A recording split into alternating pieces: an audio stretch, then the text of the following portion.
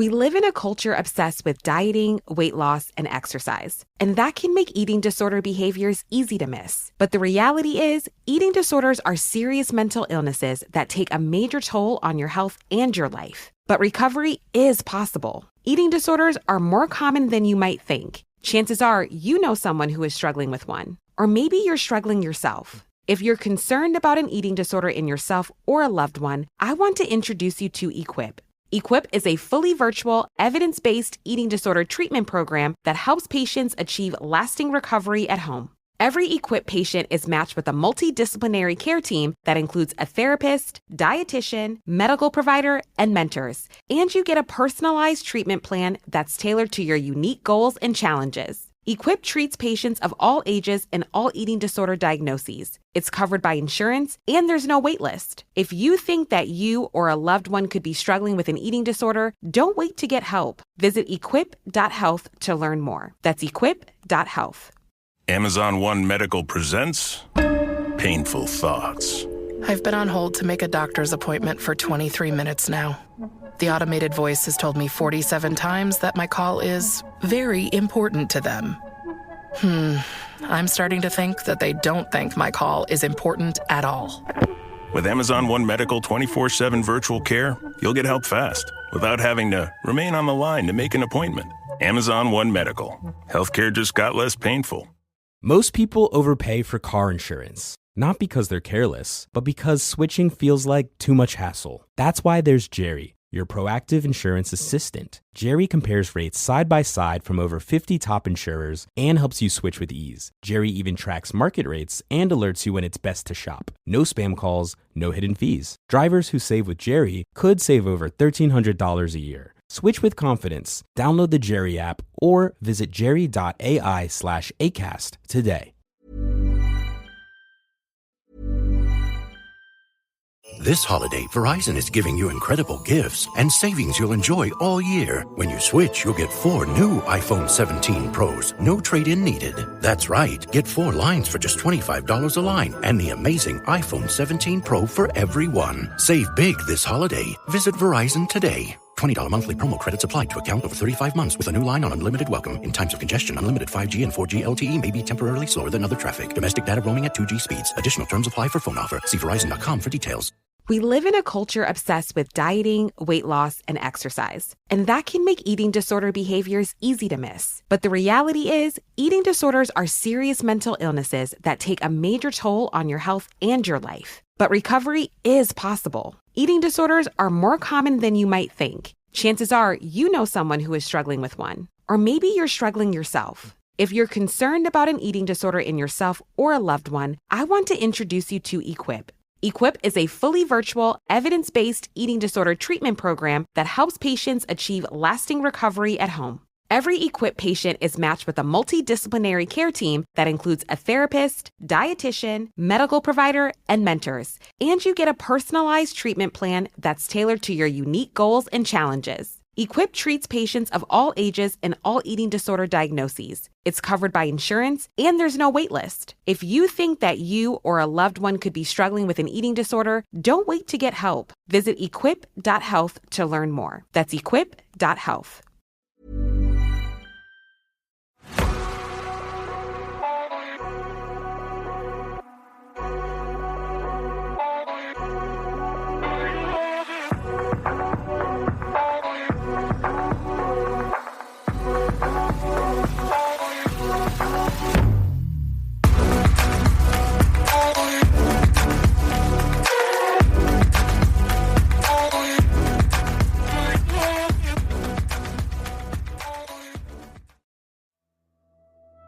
Hello, I'm Sarah.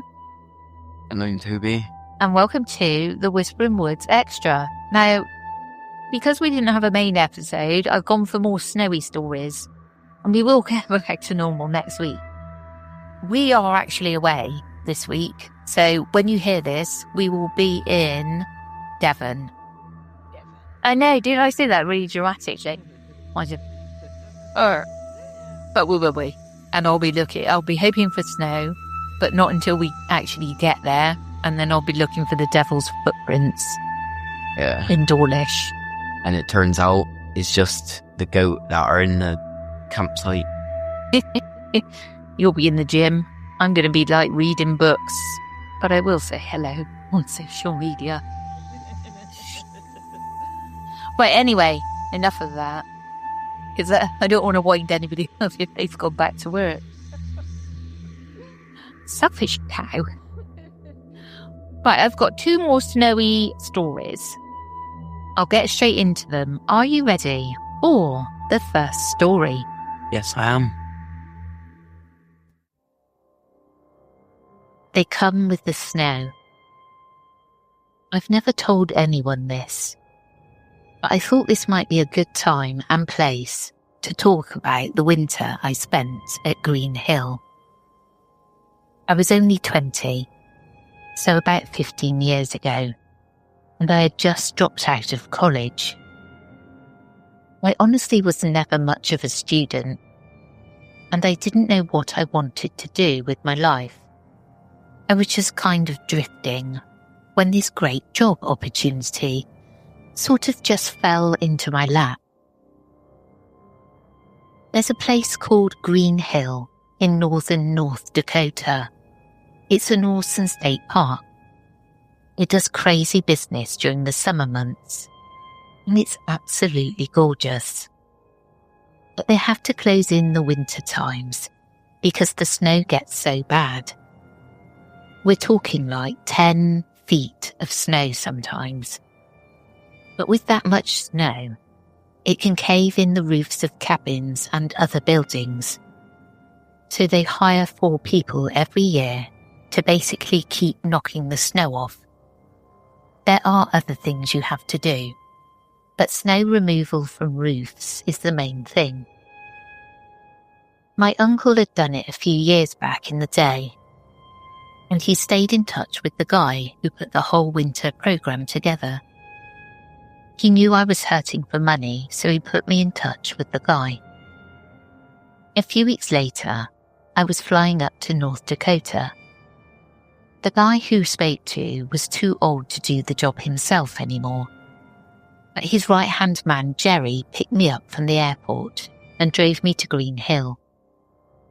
The first snow hadn't come yet, so I got to appreciate just how beautiful the area was. The trees were bare, but I could just imagine how it all looked in greens, or even the orange and yellows of fall. And there were plenty of evergreens too. The whole place was just cool. The first night, the 4 of us all stayed in the main resort building, where Jerry spent his winters. Jerry was like 50, a big guy who liked to work out. And there was Mike, a guy in his 30s who was going through a divorce and had been looking to get away. And lastly, there was Spencer, who would be staying closest to my cabin, so he was going to be the guy I saw the most. Green Hill was a big park, and we each got a cabin, and we're on the hook for like a ton of acres.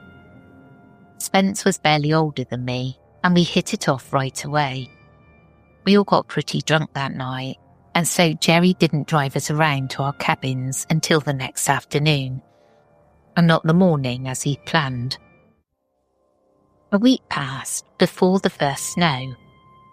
I had spent time four-wheeling around my area, clearing fallen branches from roadways, doing some light upkeep on various buildings and things like that. But when that snow did come, boy, did it come with a vengeance. I woke up one morning to 2 or 3 feet of snow. The four-wheeler stayed in the shed and the snowmobile came out. I went around to the roofs of the buildings I was in charge of and shoveled the snow off, or even used a flamethrower. That was quite the thrill, getting to melt away snow with a big jet of fire. That next week, it snowed every day and night, and melting or shoveling the snow off of cabins proved to be a full-time job. My cell phone didn't get any service here, but the 4 of us had radios, so we would chat a bit most nights. Jerry kept reminding us of a rule he had given us on the very first night. When the snow came, no one was to be outside after the sun went down. I thought it was a kind of weird rule and asked him why. The guy took a minute to answer me, but he said it was just easy to get lost in the dark, and with the snow, you would freeze before any of them could come to get you when they realised you were missing. After 2 weeks of being completely alone beyond short little chats on the radio, I was going stir crazy. I radioed Spence and told him that I was going to head over one evening after I got done with my work. He seemed excited to have company. I went over and we drank beer and played cards and listened to some records. We had a good time, and by the time I was leaving his cabin and heading back to mine miles and miles away, it was just past midnight. He told me I should stay and leave in the morning, but it was quite a trip, and I was worried about getting to the snow late in the day, so I went ahead and split. It was spooky driving by myself that late for real. An absolutely surreal experience, and I kept letting my mind get away from me. Every shadow I saw was a bear or a wolf, things like that. I took a turn on the trail, and my headlight swept over something directly in the middle of the path, and I slowed my snowmobile to a stop. It was a deer, or what was left of it at least. The animal had been torn in half. Its blood stained the snow around it. It was snowing, but there was hardly any snow on the corpse, so I know it had been killed recently. I couldn't help but feel as though I was being watched. I freaked and ran for my snowmobile and kept on. When I got to my cabin, I went in and locked the door. The whole 2 hours back from that deer carcass, I had been sure whatever had killed it was following me. I convinced myself I could hear it crashing through the frozen snow and bushes along the trail. I sat for a long time at one of my windows, staring out into the darkness. I saw nothing and eventually fell asleep. Right there in the chair I had dragged over. I told Spence the next day on the radio about the deer, and he told me he had been finding animals that had been torn apart all around his area. We decided to tell Jerry, but I omitted the fact that I found my deer during the night. He told us we needed to stay away from anything like that, and the bodies wouldn't last long in the wilderness. It wasn't something we needed to worry about. He told us again to make sure we stayed in our cabins at night. Another week passed. We were there for 3 months, and time was slowing to a crawl. I felt lonely and secluded, and I hadn't counted on just how hard it would be not to see people every day. Eventually, none of us could raise Spence on his radio. We had still been talking every night, but I hadn't gone to visit him again. Jerry said he was going to drive over there and asked me to come one morning. He had to go right by my cabin to get to Spence, so I told him I would. We drove our snowmobiles down the trail. We didn't come across the deer carcass I had found. When we got to Spence's cabin, my heart sank. His front door was hanging wide open, and as we went inside, we saw the place was trashed. The kitchen table was turned over along with a chair. Spence was nowhere to be found. Jerry muttered something under his breath, and I'll never forget it. It sounded like he said, "Damn it, we had a deal." I can't be sure. When I asked him what he had said, he told me he was just thinking that Spence had gone stir-crazy. He told me it happens sometimes. People just can't handle the seclusion, and they went crazy, and they wandered out into the woods and were never seen again. We checked the shed nearby, and Spencer's snowmobile was still there. If he had left, he had walked. We searched the area, but found no signs of him. Back at my cabin later on in the day, I felt sick to my stomach. I had spoken with Spence just that night. He hadn't seemed crazy. He was making jokes, laughing, all that stuff, talking about how much he missed women. It just didn't make sense that he would have gone out into the woods to die. A few nights later, I was woken by a strange sound. I crept to a window and looked out. There was something at the tree line, moving slowly around my cabin. I followed its movement, going from window to window. I could just see a dark shape, hard to make out in the darkness and snow. But whatever it was big, much bigger than a man. I thought it might be a bear, but it was walking upright. I watched it for hours, circling my cabin.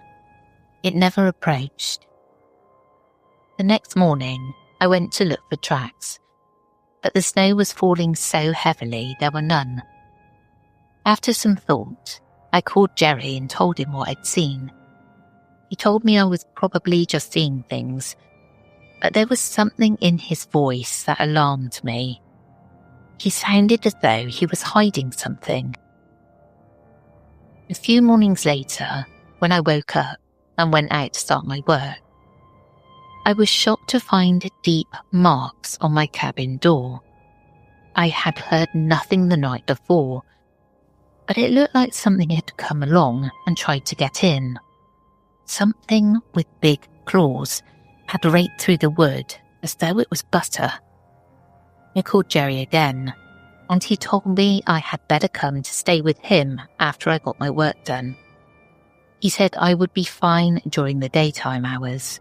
I needed to make sure I was at his place by nightfall. He told me he would tell me everything. I was so scared. Something strange was going on, and I rushed through my work and headed to Jerry's. He poured us drinks when I got there, and we sat inside while the sun went down. He told me everything. It was so crazy. I wouldn't have believed him if Spence hadn't gone missing, and I hadn't seen that shape in the night. He told me there were large creatures in the woods here. They came with the snow, and they stayed all winter. They were horrific beasts with claws and teeth, but they were smart, and they had agreed to leave the cabins alone. Anything they found in the woods at night was fair game, but they had stuck by their agreement for nearly 100 years, at least until Spence. Jerry was worried that one of the beasts had gone rogue, or maybe they all had. He wondered if we needed to abandon our posts and leave. Something slammed against his door just then, burst open, and I saw the most terrifying creature I had ever seen in my life. It was covered in fur, white like the snow, and it had a snarling mouth lined with razor-sharp teeth. Its eyes were all black, its fingers ending in 6-inch claws. Jerry was up in a flash, running for a shotgun that hung on the wall. The creature saw him and ran for him, moving impossibly fast. I'm ashamed to say it, but I ran. I ran right out the door. As I dove atop my snowmobile, I heard a gunshot, and then I heard Jerry scream. I turned the machine on and just drove. I don't know where I was going. I just drove along the trail and never looked back. There was a small town nearby, and that's where I headed, getting there at about 2 a.m. Nothing was open, save a small hotel. I went in and told the man behind the counter everything. He listened to me, and I could tell as I spoke that he knew of the creatures.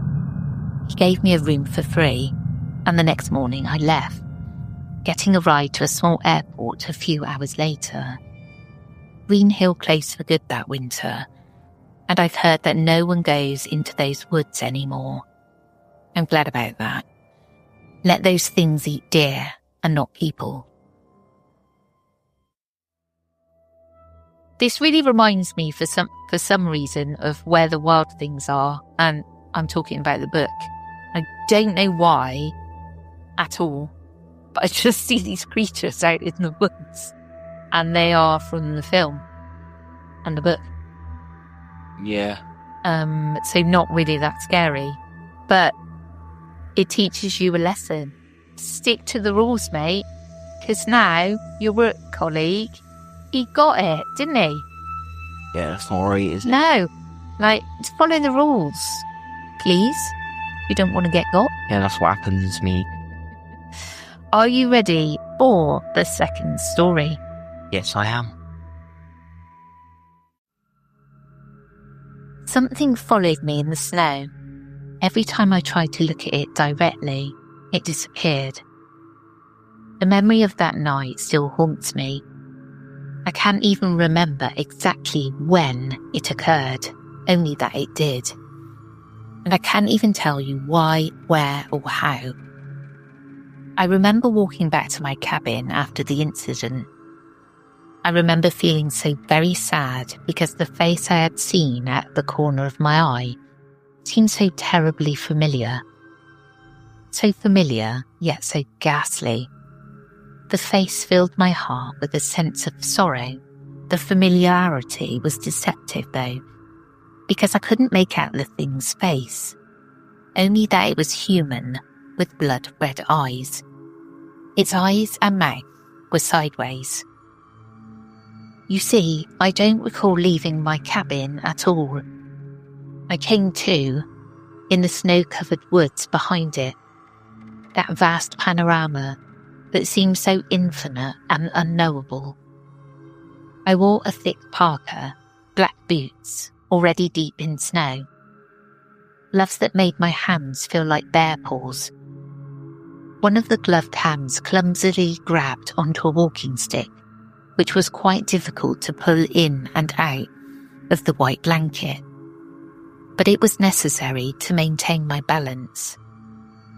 "Hello," I asked the white blanket, which seemed to go on endlessly. I blinked, trying to get my bearings. It was night. A full moon shone down through a cloudless sky. Adrenaline shot through me, like I had experienced something terrifying. I didn't have a clue as to what that might be. I plodded forward with my walking stick. I almost fell over a couple of times. My hands were shaky and weak, fear crackling along my scalp, then down my spine, making its way to my legs. It felt as if my body remembered what happened. I didn't. I finally made my way to the thickness of bare trees, and then that's when I saw it. Something out of the corner of my eye. Adrenaline shot through me again. It looked like a regular human, but with a sideways mouth and eyes. So, like I said, when I attempted to get a better look at it by looking at it head on, it completely disappeared, or moved so quickly that it found its hiding spot before my gaze fell upon it. When my gaze wandered to the left, I saw an old man, also wearing a parka and boots. He was much shorter than I was, portly face. He nodded at me sagely. I knew that man. He always came to the village to sell his fish. To my mind, he's the only difference between seeing this horrifying thing the second time and remembering, and the first time, where only the aftermath was knowable. The creature appeared again out of the corner of my eye. Unreflexively, I tried to get a clearer look. Same as before, it disappeared. The sideways mouth seemed clearly unnatural to me, and it kept popping up in my mind's eye until the creature appeared in my side vision, and then my field of vision completely turned around. I stared at my small lonely cabin, clutching the walking stick. At first I was afraid to enter. Eventually I found the courage and searched my cabin. All seemed safe and secure. I noticed the creature again from the corner of my eyes. I clutched my walking stick in a feeble attempt to protect myself, breath coming up short. Of course, it disappeared once I tried to look at it directly. Since then, I haven't encountered the creature.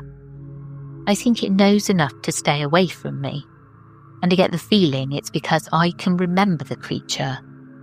Like I said, the only difference I can think of as to why I can remember the second time versus the first time is because of the old man. I approached him once after he sold his fish to one of the market sellers and began making his way down the long path that led away from the village and into the bleak, snowy landscape. "Why were you in the woods that day?" I asked. I didn't get a clear answer. His eyes flashed a blood red. "I wanted to give you a memory," the old man replied. Then an arrow of pain stabbed my heart again. I lost someone. Now I know who, I think. And I wondered if the person I lost had been the creature only visible from my side vision. The old man refused to confirm this and turned away from me, getting smaller and smaller until the white blanket swallowed him. I still have many questions for the old man, but I haven't seen him since that day. I'm grieving for the person I lost, although I live in terror that I'll see him again.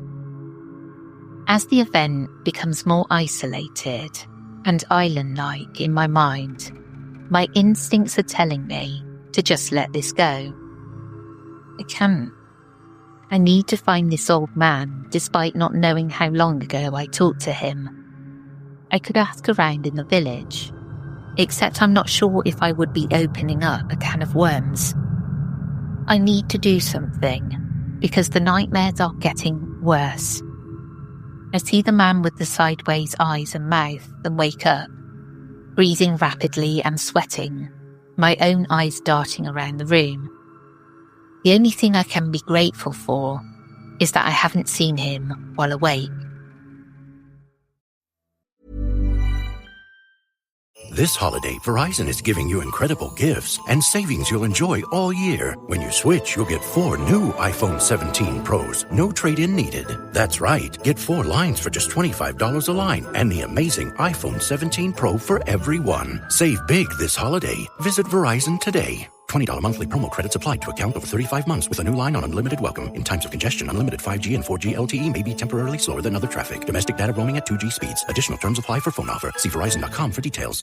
Tired of your car insurance rate going up even with a clean driving record? You're not alone. That's why there's Jerry, your proactive insurance assistant. Jerry compares rates side by side from over 50 top insurers and helps you switch with ease. Jerry even tracks market rates and alerts you when it's best to shop. No spam calls, no hidden fees. Drivers who save with Jerry could save over $1,300 a year. Switch with confidence, download the Jerry app, or visit jerry.ai/ACAST today. Now, I included this one because it's very culturally interesting, because I'm pretty sure that it's based on Inuit folklore about I don't know how to pronounce it, Ijurak, I'm going to go for. And these creatures in folklore steal memories. And it's about not forgetting where you come from, like your ancestry. Yeah. And so I read it and I thought I really want to include that one, because it is not necessarily scary, but it's about folklore, and I just thought it was interesting. Yeah. And plus it had snow, and we're all about the snow. Yeah. Well, that's in this episode. Hope you enjoyed, and we'll catch up with you again soon. We will indeed. I will catch up with you on the weekend if you're tuning in to After Dark, and Toby will be back again with me on Monday. Take care, everyone. Bye.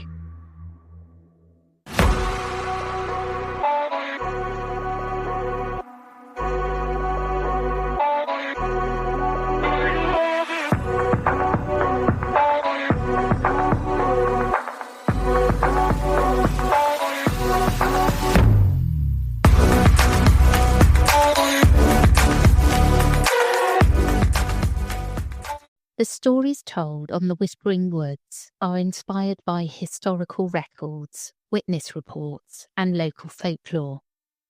While every effort is made to research and represent events accurately, some details, names, and locations may differ from official accounts or have been changed out of respect for those involved.